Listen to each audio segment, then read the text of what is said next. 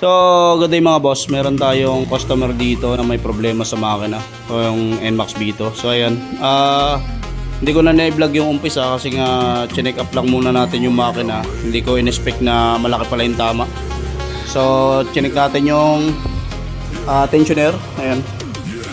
Chinek yung tensioner. Wala naman damage. Tapos in-expect ko cam bearing lang. Tapos chinek ko yung cam bearing. Wala rin damage yung cam bearing. So ang naging problema pala, nagkatama yung block. So ito. Ayan, ang laki ng gas-gas. Kabilaan. So pagdating sa piston nya, sobrang gas-gas din. Ayan. So ayan. Tapos ito, ayan, ang lakas ng kalog. Ayan, ang laki.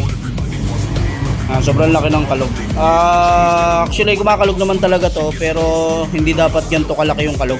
Ito sobrang laki na ng kalog. So nagkatama yung connecting rod nya, kaya pala ang ingay ng makina. So inisip ko kanina cam bearing lang kasi tunog cam bearing.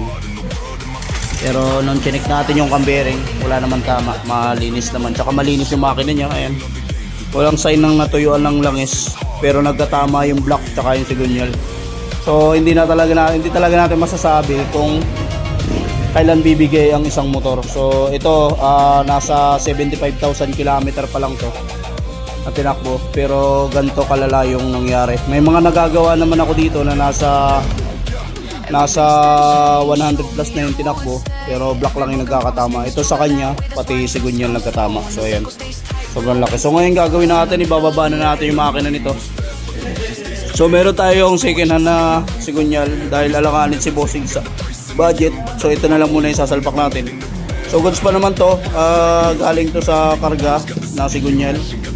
So ito na muna yung sasalpak natin para medyo makalis si bossing sa budget kasi medyo malala yung tama. Hindi in-expect na sir magkakaganito yung motor niya. So ayan, umpisa na natin baklasin.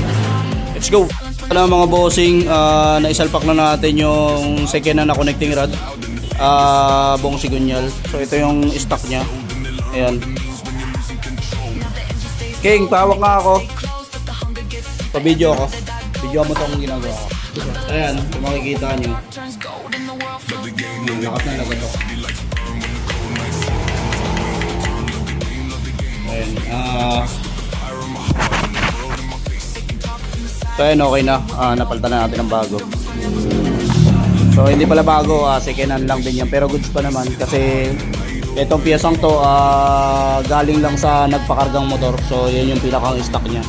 Pinalitan na ng bagong sigunyal na plus 9. Tapos ito na yung